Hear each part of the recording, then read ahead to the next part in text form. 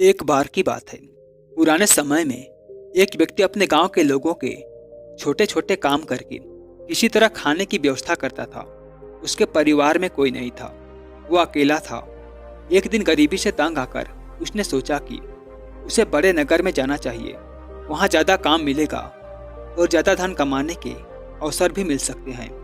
और वह व्यक्ति गांव के करीब एक शहर में पहुंचा।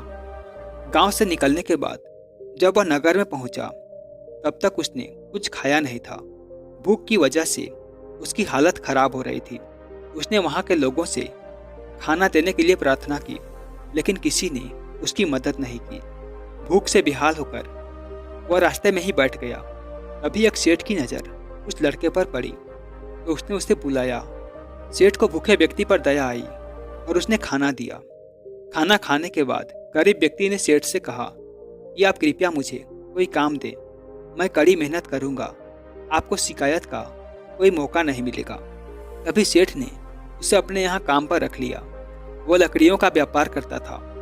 उसने व्यक्ति से कहा कि जंगल में पेड़ काटने का काम है, तुम चाहो तो ये काम कर सकते हो।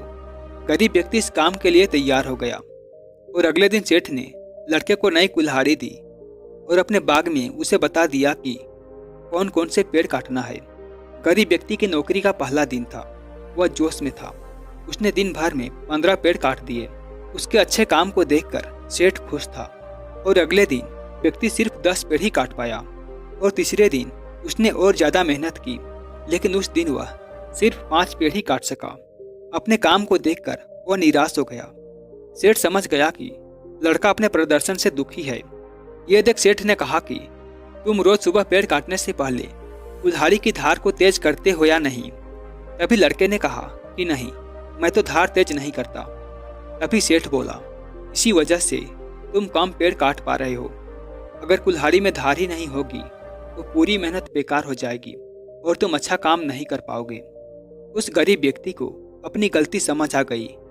उसे इस बात का ज्ञान ही नहीं था कि कुल्हाड़ी की धार रोज तेज करनी चाहिए। और अगले दिन से उसका प्रदर्शन सुधर गया और वह ज़्यादा पेड़ काटने लगा। दोस्तों, इस कहानी से हमें यह सीख मिलती है कि अगर हम किसी काम में सफल होना चाहते हैं तो शुरुआत में ही हमें उस काम से जुड़ी सभी जरूरी बातें को समझ लेनी चाहिए, तभी हम सफल हो सकते हैं।